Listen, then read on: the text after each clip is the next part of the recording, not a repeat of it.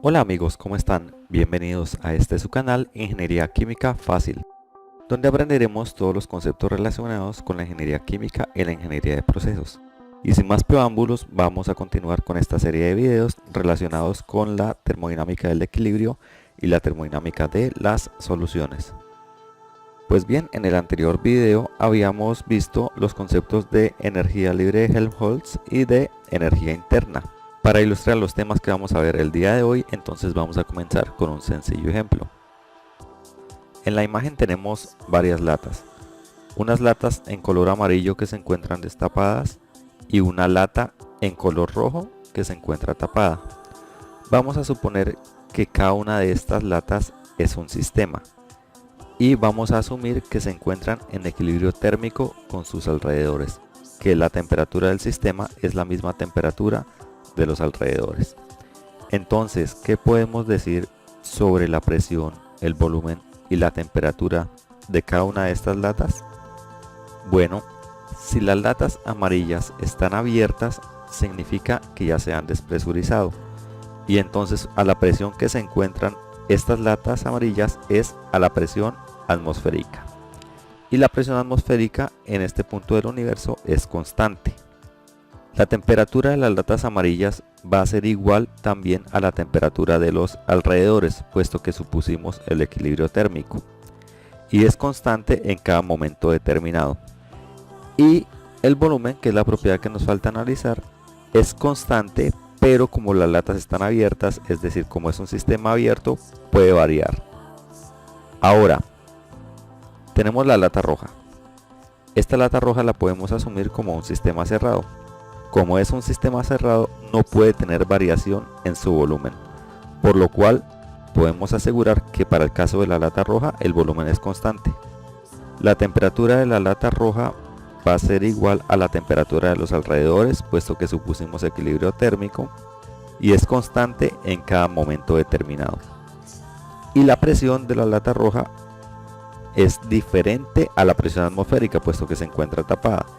Y es constante, así sea diferente a la presión atmosférica, es un valor constante, pero este valor constante puede variar. Entonces vamos a anotar aquí. Ahora debemos preguntarnos, ¿qué pasa si agregamos una partícula de fluido a cada una de las latas? Bien, si agregamos una partícula de fluido a cada una de las latas amarillas, que son los sistemas abiertos, estas de acá, el volumen de fluido en las latas va a aumentar efectivamente, pero la presión va a permanecer constante, ya que la presión de las latas, al ser un sistema abierto, es la misma presión atmosférica. Por otro lado, bueno, ustedes miran que físicamente no se puede agregar una partícula de fluido a esta lata roja, que es el sistema cerrado, pero por esta vez vamos a hacer un acto de fe y vamos a asumir que por alguna clase de magia extraña que encontramos pudimos ingresar una partícula de fluido a esta lata roja. Entonces, ¿qué pasa cuando insertamos esa partícula de fluido en esa lata roja?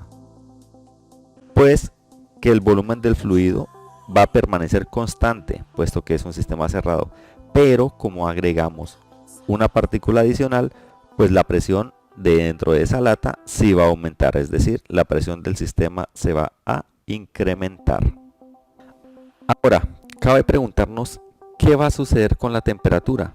Ya hablamos de la presión, ya hablamos del volumen, pero ¿qué va a suceder con la temperatura?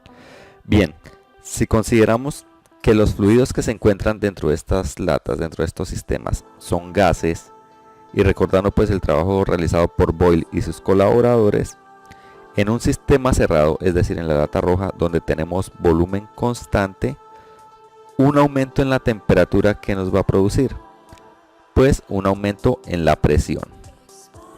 Y en estos sistemas, que son sistemas abiertos y suponiendo que se encuentran a presión constante, un aumento en la temperatura va a producir un aumento en el volumen. Vamos a cambiar de figura. Ahora tenemos estos sistemas que están aquí, que son unos sistemas cilindro-pistón, y deseamos hacer cambios en la presión y en el volumen. Queremos cambiar la presión y el volumen, pero queremos mantener la temperatura constante. Entonces, ¿qué debe pasar? Pues bien, si vamos a comprimir el sistema, es decir, si vamos a aumentar la presión, ¿qué va a pasar con el volumen? El volumen se va a disminuir, ¿cierto? Pero ese aumento en la presión lo que va a hacer es que ocurra un aumento en la temperatura. Si nosotros lo que queremos es mantener la temperatura constante, entonces ¿qué debemos hacer? A medida que vaya aumentando la presión, debemos extraer energía del sistema, bien sea en forma de calor o bien sea en forma de trabajo. Ahora, por el contrario, si lo que queremos es expandir el sistema, es decir, aumentar el volumen y disminuir la presión, entonces lo que hacemos es jalar hacia arriba el pistón. Pero si queremos hacer esto y mantener la temperatura constante, lo que se debe hacer es que a medida que se va disminuyendo la presión del sistema, debemos adicionar energía al sistema para compensar el enfriamiento que ocurre por el efecto Joule-Thomson. Entonces, esta energía debe fluir hacia el sistema en forma de calor. Vamos a tomar el primer caso, el caso de la compresión isotérmica. Entonces, estamos empujando el pistón hacia abajo y al mismo tiempo estamos retirando energía en forma de trabajo o en forma de calor para mantener la temperatura constante. Si estamos realizando esa compresión isotérmica, debemos preguntarnos ¿de dónde proviene esa energía que está abandonando el sistema? ¿Proviene solamente de la energía interna, como teníamos en los ejemplos del video anterior, donde analizamos el ejemplo del globo y el ejemplo de los dos bloques que se encuentran en contacto? Pues bien, la respuesta en este caso es negativa. ¿Por qué? Porque esta energía proviene tanto de la energía interna como del trabajo PV que se está ejecutando. Y esa suma de la energía interna y del trabajo PV que estamos ejecutando es lo que conocemos como entalpía. Entonces vamos a cambiar vamos a ampliar nuestras definiciones. Para que un sistema exista, se necesita tanto la energía para crearlo como una cantidad adicional de trabajo para que ese sistema se haga su espacio en el universo desplazando a sus alrededores. Con lo cual podemos definir la entalpía como la energía en un sistema termodinámico que incluye tanto la energía interna, esta de acá, que se requiere para crear ese sistema termodinámico, como el trabajo PV que se requiere para que ese sistema termodinámico se haga su espacio mediante el desplazamiento de su entorno. Eso quiere decir que la entalpía debe ser la suma de la energía interna más la presión por el volumen. Y esa es nuestra ecuación 1.4.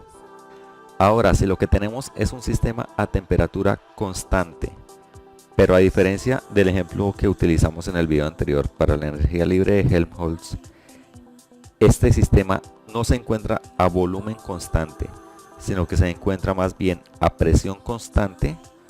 Nosotros sabemos que el precio a pagar por el trabajo que pueda producir ese sistema es un cambio de volumen. Entonces el sacrificio que se hace es el cambio de volumen.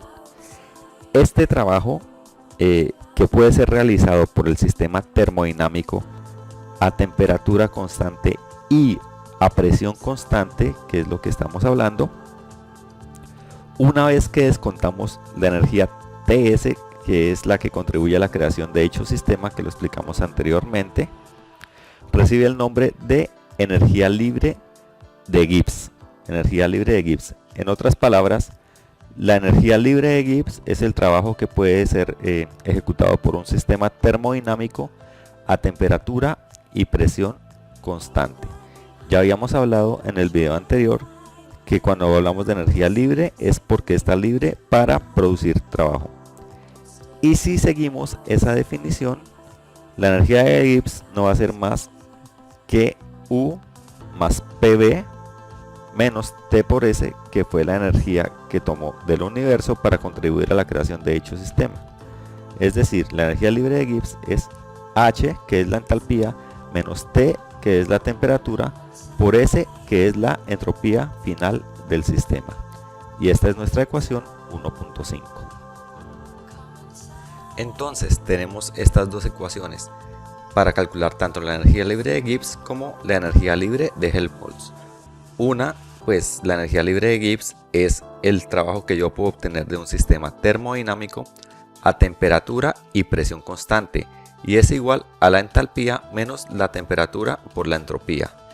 Y la segunda, que es para la energía libre de Helmholtz, es el trabajo que yo puedo obtener de un sistema termodinámico a temperatura y volumen constante, y es igual a la energía interna menos la temperatura por la entropía. Ambas pues son muy útiles, pero debemos preguntarnos cuál de las dos en términos prácticos es la que me puede brindar una mayor utilidad.